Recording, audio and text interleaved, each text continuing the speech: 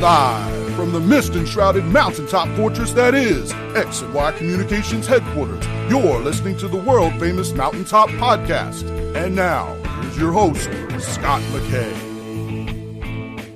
Oh, how's it going, gentlemen? Welcome to yet another episode of the world-famous Mountaintop Podcast.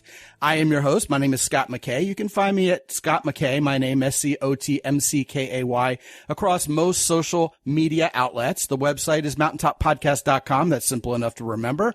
And guys, if you haven't joined our Facebook group, go ahead and give it a shot. Go ahead and join this merry group of men who are becoming better with women and being better men in general. That's the Mountaintop Summit on Facebook, of course. With me today is a returning guest, although it's been, probably a few years since we had him on the show. He's a personal friend of mine. He's up in Canada, New Brunswick, which is a beautiful part of the world, especially in the summer, to be more exact. His name is Marc Mawhinney. By day, he's from naturalborncoaches.com, but in his spare time, he visits podcasts like this one to talk about interesting topics like the one we're going to cover today. And I have to tell you, gentlemen, this has been one that's been on my radar for quite some time because I know I need to hear it, and I know a lot of you guys need to hear it. And Marc will have some harrowing stories to tell about how he's personally dealt with it. What is that topic? Bouncing back from adversity and dealing with haters. Marc Mawhinney from Canada, welcome back. Hey, Scott. Thanks for having me.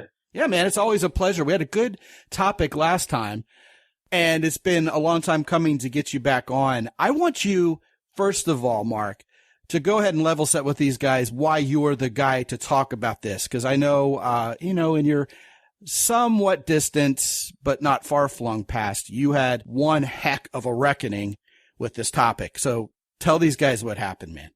Well, I mean, I don't want to say that I'm the only guy out there dealing with adversity. I think that's probably pretty common. Oh, yeah, or else we wouldn't need to have this topic covered at all, would we? Yeah, and actually, since I started my podcast in 2014, my story, which really the adversity was 2009 to 2012 was rough. And there's been bumps in the road along the way, but it was around then. But since starting my podcast and hearing some of the stories from the guests I've had, I'm like, oh, wow, actually, maybe it wasn't as bad as I thought. But that being said, I'd rather not go through it again. So, I mean, the real Cliff's Notes condensed version is I built up a real estate company for about 10 years throughout my 20s, right out of university.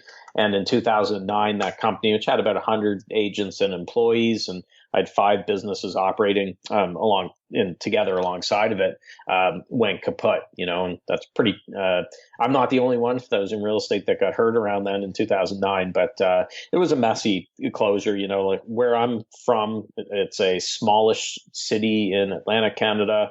And there's not a whole lot going on. So this is something that would be page D23 where you're at in San Antonio, Scott, but it's front page news for weeks or months, in Atlantic, Canada with it. So that was an interesting experience, getting attacked by local media and strangers that I don't know, and just a crazy time. So that's the adversity that I dealt with in a nutshell, the hell I went through. Well, hold on a second, man. You're simply head of a business that's going under. It's a business closure. It's not like you went and did anything really evil or violent. How did this stay front page news for weeks, even in a small town? I mean, businesses go under all the time. It wasn't planned. Obviously, I don't think many people start a business planning to go through that. Where it got messy with me is when agent commissions are involved. There were commissions towards the end that were advanced at the knowledge of the employees, by the way, the agents. But anyways, and then there was a delay with getting them paid out because anyone who's in real estate knows that if a house sells today, the closing could be 30 days, 60 days down the road, maybe 90 days, but usually it's about a month. So in those months after the business closed, I was getting calls from lawyers saying, hey, Marc, I'm holding the commission for 123 Main Street. How do I get and pay it? And I'm like, hey, we're out of business. Our local real estate board didn't want to touch it. They had no process in place, which I thought they would have if a business closed. They said, no, basically they just peeled away and said, we're not going to touch it. It's radioactive. Luckily, the local provincial government, the labor department stepped in, thankfully, after I was dealing with stuff for months trying to get this all worked out. And they collected the commissions, paid out to the agents and everything else, and everything was finished there. But between when it closed and when those monies were paid out, I heard everything. There was, Mark ran off with the money. He's down in some tropical island sipping drinks on a beach. Just all sorts of stories, which I wish, it would have been very nice to be on a tropical island. So that's where my business closure stayed on the front page news. It wasn't just a mom and pop store or restaurant or something just closing, where there were delays on those monies for those issues I mentioned. Every time something would flare up or with news, they would run it again and the cycle would start over and over again. The interesting thing is when the monies were paid out, there was very little ink spilled or print put about that. There was no media. I think there was a small little blurb from one of my biggest haters in the media that's, oh yeah, by the way, this got paid out today, but what didn't match what was said about me in those months prior to things being resolved. It's what do they say with the media? If it bleeds, it leads. Yeah, bad news sells, right? Yeah, exactly. And I get it. I wasn't expecting a ticker tape parade or whatever when everything was done, but it's a difficult situation. I don't blame employees and things like that, because when money's involved and people are scared, they're thinking, how am I going to pay the bills? They suddenly have to go find positions at other companies, real estate companies, and there's all this upheaval and stuff like that.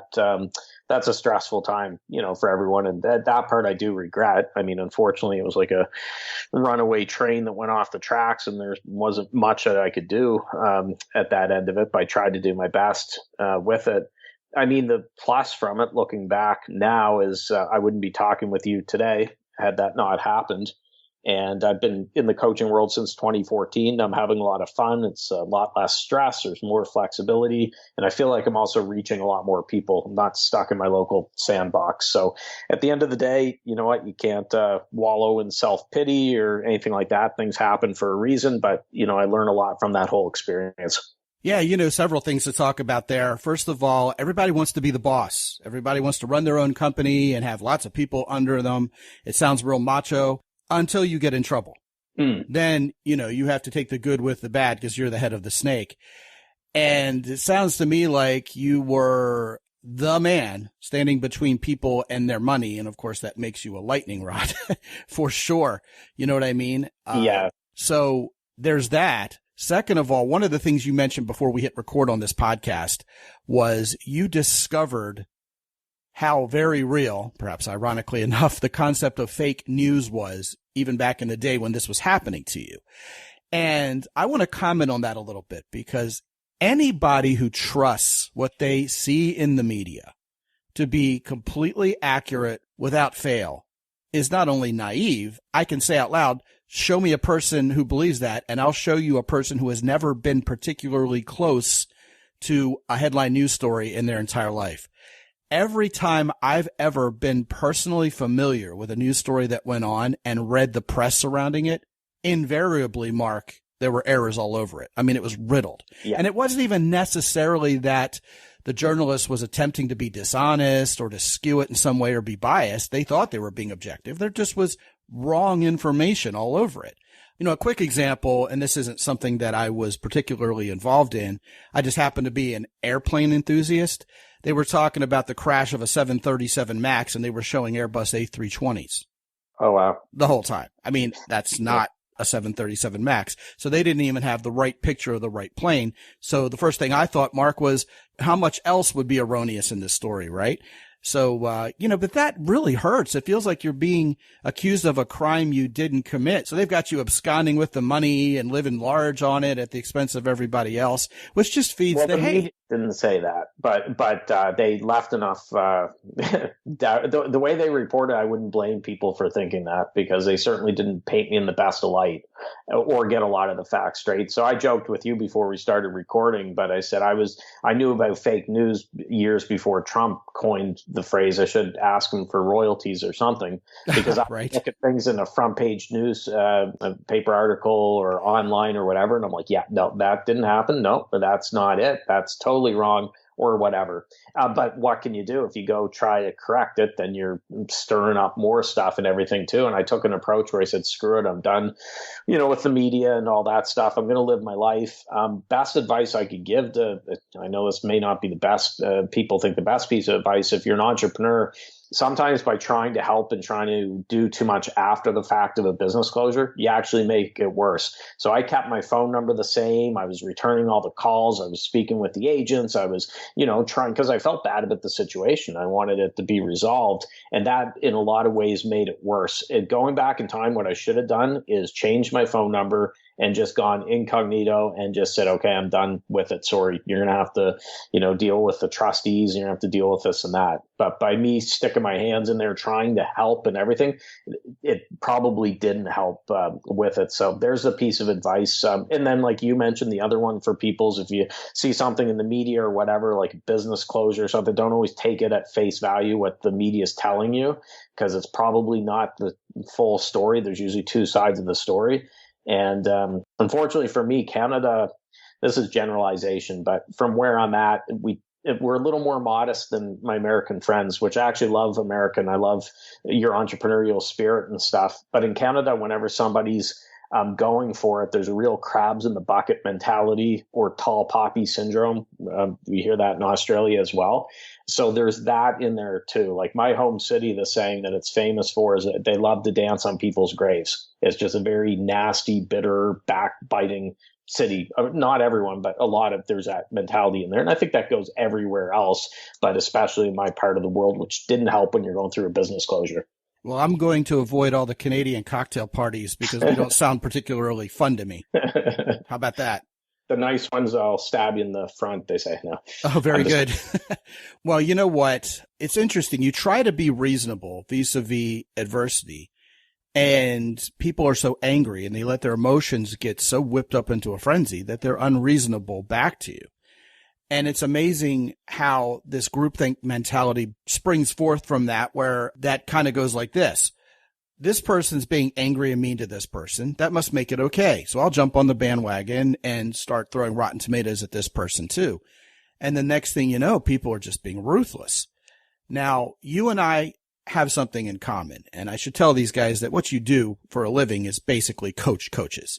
And I've been on your Facebook group for years. It's wonderful. It's huge. It's got tens of thousands of members. And that's how I got to know you. And then you and I are kind of like brothers from a different mother. We agree on a whole lot of things and just are the kind of guys who could have a beer together. But like me, you have a huge list of anonymous internet newsletter subscribers. And they'll tell you what they think.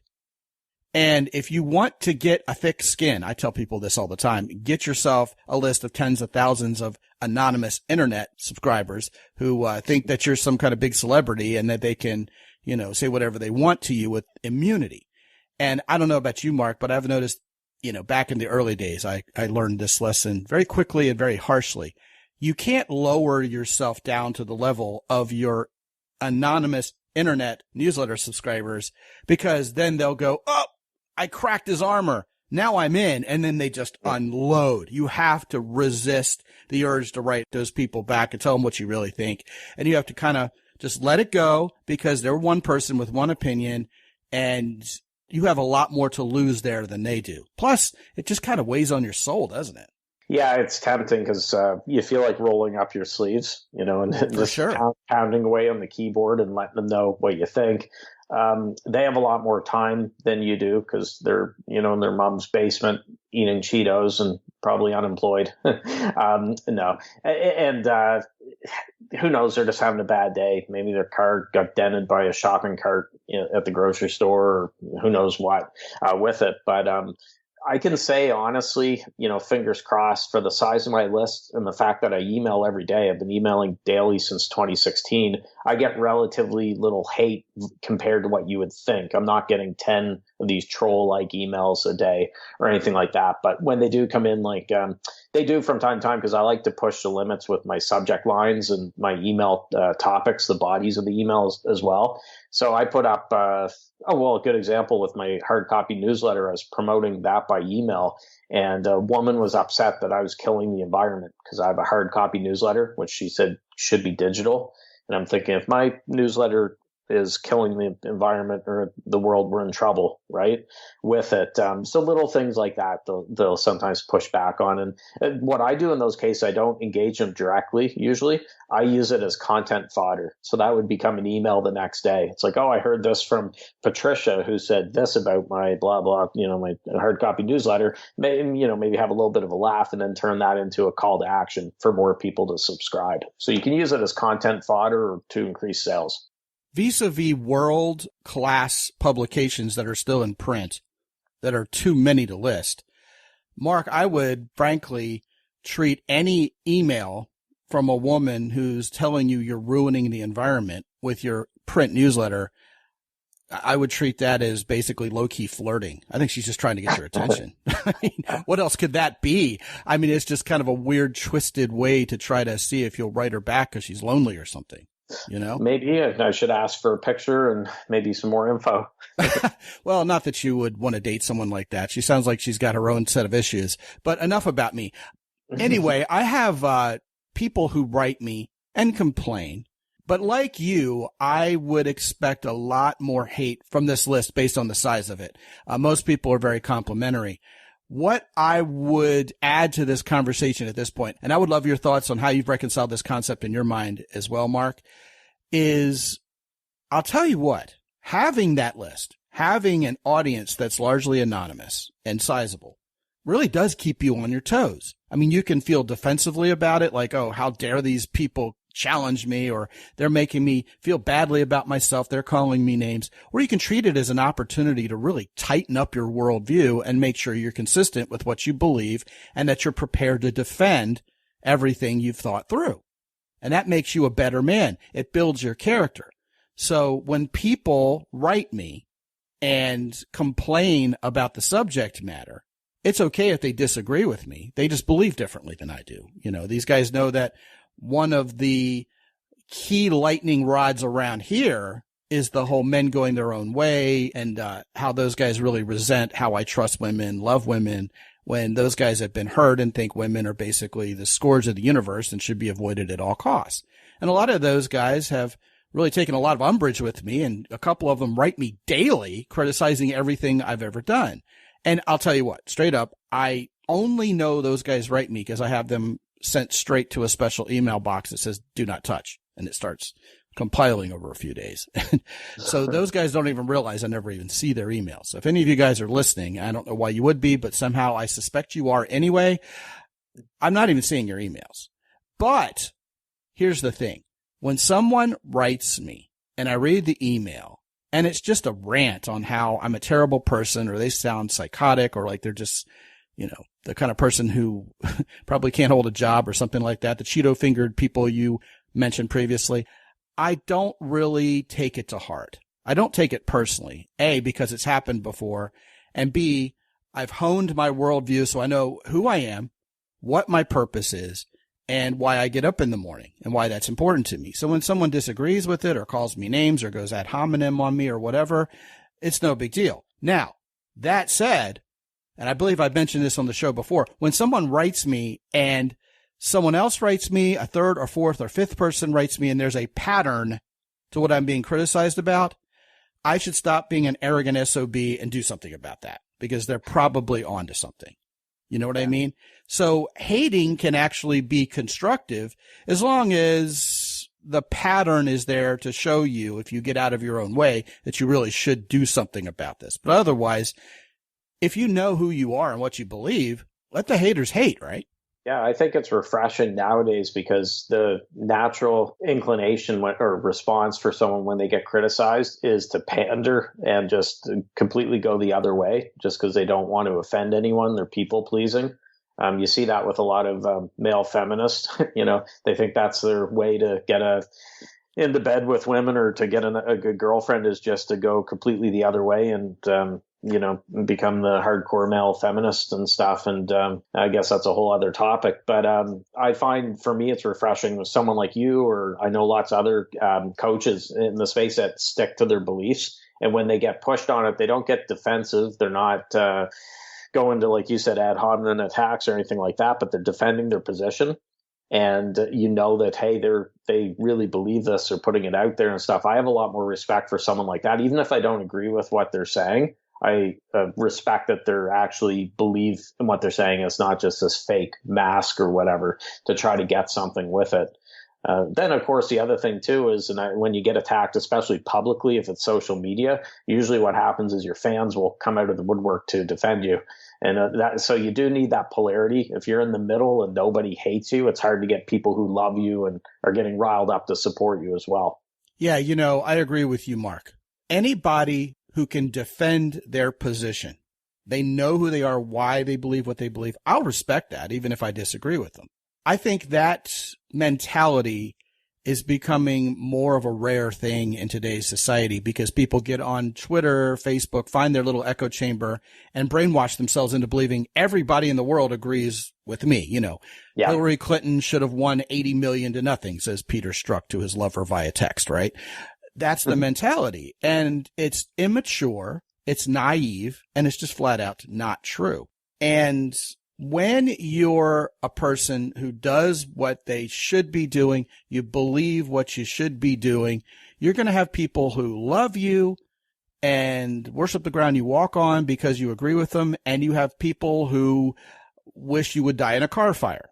And both of those people are right, and both of those people are wrong. And that's something a mentor of mine told me, is don't hang your hat on either of those opinions. Simply do what you're going to do and form your own opinion, probably, like I said, flavored by the patterns you see. If you're doing something and nobody's responding positively to it, well, you probably should be doing something else. It's not much of a purpose. It's not getting much traction. But if someone disagrees with you, it probably means you're holding an important position that needs to be rallied around. Now, some people are flat out evil. I understand that. But one of the things you mentioned is how people will pander when everybody gets angry at them. And Mark, like you, I've seen how people who are high-profile public figures will issue these public apologies. And what it does is it shows vulnerability, and people who are haters will exploit that vulnerability because they have no power in their own lives, and they'll pile on. Whereas when people not necessarily double down, but say things like, well, I believe this and here's why. Aaron Rodgers didn't get a vaccination, okay? He was vilified in the press. But you know what? He woke up on the first day of the season this year, and he's still the beloved future Hall of Famer quarterback of the Green Bay Packers. Why? Because enough people respected the fact that he was true to himself, that he survived it. You see, a lot of people run around worried they're going to be canceled, especially if they're even a Z-list public figure like me. You're probably more of an M or Q list. And W or something, yes. I don't know. Someone out there says, yeah, I kind of like double D-list public figures myself, McKay. Yeah. Didn't want to leave that joke on the table. But the people who are uncancelable are people who double down on what they believe when they're criticized for it, because they really do believe it. It's not like they're trying to make everybody like them. They have a mission. They have a purpose. And, we could call out some of the names of people who garden variety onlookers probably can't believe have never been canceled, like the creators of South Park. Well, those guys double down, right?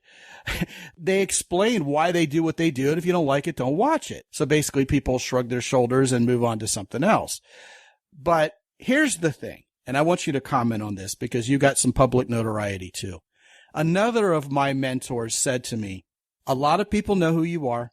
This was back in the pickup artist movement when all of us who were men's dating coaches basically promoted each other's stuff, had each other on our respective podcast shows, and we promoted each other's star power. And, there were occasions where someone would recognize me in airport and say, hey, McKay, you changed my life. Good to meet you. This, that, and the other. It's not like I was mobbed or anything. I was, like I said, a Z-lister. But my mentor said, you'll only know how notable you are and how famous, if you will, when you screw up. Because as soon as you screw up, the headline news will grab a hold of that and crucify you. So once you do something heinous, oh boy, people will hear about it because, like you said, bad news sells. And I laughed at that. And I said, well, I'm not sure how famous I really want to be. And the guy said back to me, exactly. You just do what you're doing. Don't worry about how many people are watching or liking or how famous you are. Don't get all involved with that. Simply do what you do and let your purpose drive it. And I thought that was really good advice. No, I agree. Yeah. Yeah. So what did you do after this adversity? What were the life lessons to you and how has your life changed since? And like you said, I think pretty much everybody who's anyone who's on your Facebook group and is a part of what you do and has consumed any of your content, Mark, basically knows you're a stand-up guy and you're pretty good at what you do. I don't see a whole lot of hate towards your direction nowadays. What changed? What changed within you and what changed in terms of the practices that you conduct yourself through on a daily basis? Well, I think the one plus, once you've lost everything and you're getting attacked by the Springfield mob with the pitchforks, whenever they go after home. Yes. Yeah, the one great thing is it shows you who your true friends are, right? And who was just on board to get something or on the gravy train. So after all that happened, I don't want to paint a picture like every single person hated me, because I had people who reached out to me that I didn't even know. I mean, good example, Rivers Corbett. I don't know if you've come across Rivers in your travels. He reached out to me about an hour away. I didn't know the guy. And he had just read, some of the articles in the paper, and he's like, "Hey, I'm sorry to hear what happened with your business, but congrats for going for it. I think that's great, and I'd love to take you out for coffee." Now, couple of things with that. He lived an hour away. I was going through a very dark period where I wasn't exactly a social butterfly, wanting to meet people. Plus, I hate coffee. I'm a rare Canadian that hates coffee, and I hate beer, so I'm going to lose my Canadian citizenship. But anyways, I decided to go meet him, drive the hour. We sat down and got to talk and everything. And from that meeting, what I realized, he had been around the game longer because he's older, but he's been running businesses for decades here in my part of the world. And he was telling me about some of the stumbles and things he had gone through. He was talking about other local people who'd gone through business closures and bankruptcies and all that stuff. And I left that meeting realizing that, hey, it's not the world against me. It may feel like it with what's going on, like everybody hates me and they wish I would crawl in a hole and die. But there are people out there that get it, the entrepreneurs. And business closure doesn't have to be a scarlet letter, that's attached to you forever. And, River's become a friend, mentor, years later, we still stay in touch. And that whole experience actually led me to coaching, because I end up working with several coaches trying to find my way. Okay, what do I want to do? I don't want to do real estate anymore. I'm sick and tired of this. What do I want to do? And it gave me a front row seat to coaching and to see what it can do. And that's why I started a coaching business in 2014. So I wouldn't have made it out of the wilderness without coaches, and I wouldn't be doing what I've been doing since 2014 if I hadn't been connected to them in there. So there's a light at the end of the tunnel. Yeah, there's always this cheap talk about how adversity is something you should be thankful for when it's happening, because you'll come out stronger. And the only thing that can happen when you hit rock bottom is to bounce back upwards. And everybody who's not going through adversity right then and there at that very moment goes, yeah, right on, preach, brother. And then they hit rock bottom for themselves and realize that's not as easy as it sounded, to kind of be in the moment and say to yourself, this too shall pass. And indeed, all the people you thought were your friends, the hangers-on, just scatter. And you do realize who your friends are, and there are fewer of them than you thought. And that can be tough, but it's also kind of a refining experience, But I will say this. Back in my early 20s, I was, as these guys know, working in nonprofit organizations with troubled kids. And I went for an interview, flew in for it and everything, for a job in Dallas, Texas. And I thought I aced it. I thought I got along with everybody. I was upbeat. I was positive. I was a good guy. Everybody loved me. I loved them. I was so excited to take this job. And the guy pulled me into the office at the end, and he sat me down. He goes, you're probably not going to expect what I'm about to tell you, but I'm not offering you this job. And I looked at him nonplussed. Just with a blank expression. He goes, here's the problem, Scot McKay. You haven't had your heart broken enough. The people you're expected to work with in this job have gone through hell and back. They've been abused as children. They've seen their parents fall apart due to drugs and crime. There's a lot of pain there. And I just don't think you felt enough pain in your life yet to relate to them. Oh, Mark, I was so angry. How dare this guy tell me that? And after a few more years of life under my belt, I went through a marriage with a woman who went crazy right before my very eyes, was abusive. It was a horrible experience to be married to her, and a messy divorce. And I emerged from that the first person in my family who'd ever been divorced, and had to take a lot of heat for that, even with my own family. I found out the people who were my friends and who weren't, and it really, really hurt. My brain was messed up because of that. But just like you said, I am a better coach nowadays because of that adversity. I dare say if I had been one of those guys who was born with a silver spoon in his mouth relative to being able to attract women, I wouldn't be able to impart diddly to anybody else because I wouldn't even know how it happened. One time on this very show, I had a very handsome Hollywood star come on who wanted to start a side hustle helping men get laid. And I was like, all right, well, I'll bite. I'll have him on. And guys wrote me repeatedly going, this guy has screwed A-list movie stars and has a body count over 1,000. And women are fawning over his picture in magazines. What the hell does this guy have to teach me? And indeed, you know, I don't want to throw the guy under the bus because he's a good guy, but there was a little hint of tone deafness even in the conversation that I had with him on this show. You really do need adversity to grow as a human. And if you have the intestinal fortitude to stick through it, I mean, sometimes it kills you. I mean, sometimes people don't get the chance. I understand that. But if you do bounce upward from it, you can expect good things to happen. But I think the exclamation point at the end of this entire sentence, which is this episode, metaphorically, is you can't be a victim.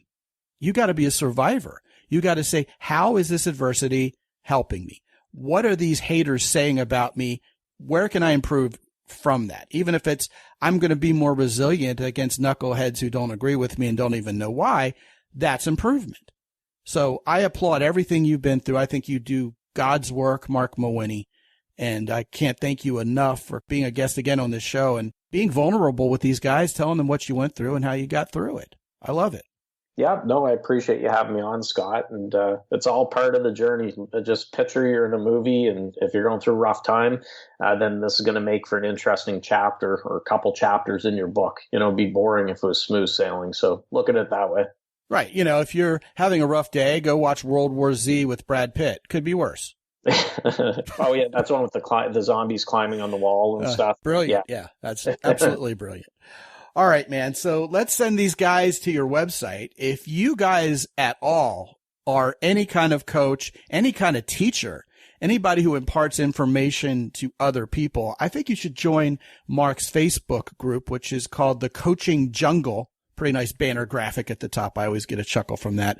On Facebook, you can search it as The Coaching Jungle and join it. It's a thriving group with a bunch of coaches who coach in a variety of different areas. I mean, you won't believe the types of coaches there are out there.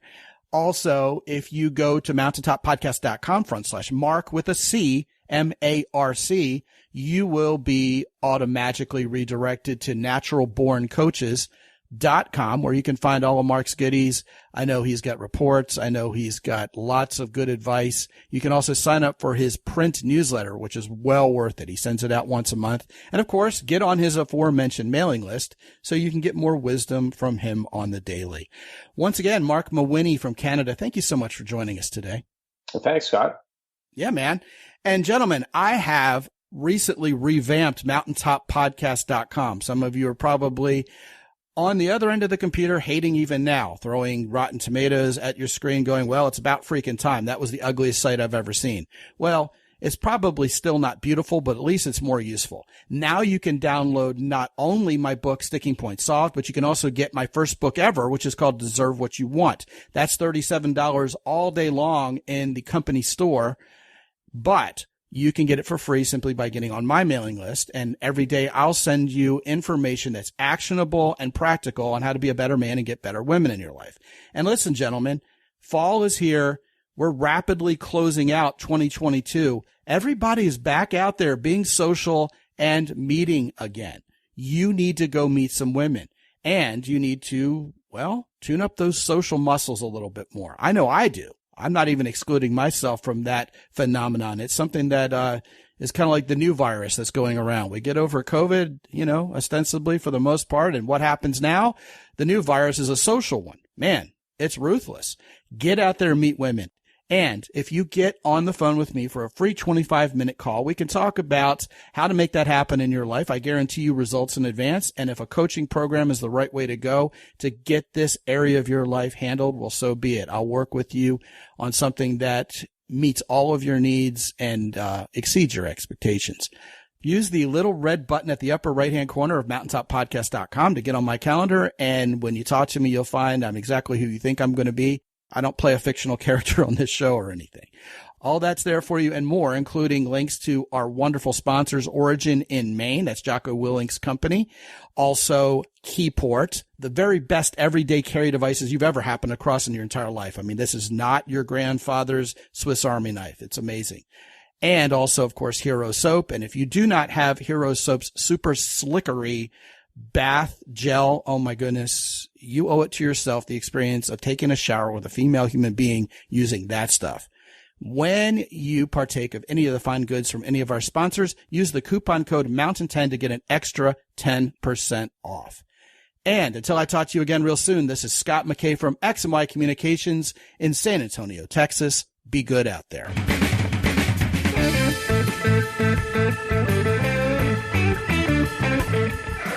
The Mountaintop Podcast is produced by X&Y Communications. All rights reserved worldwide. Be sure to visit www.mountaintoppodcast.com for show notes.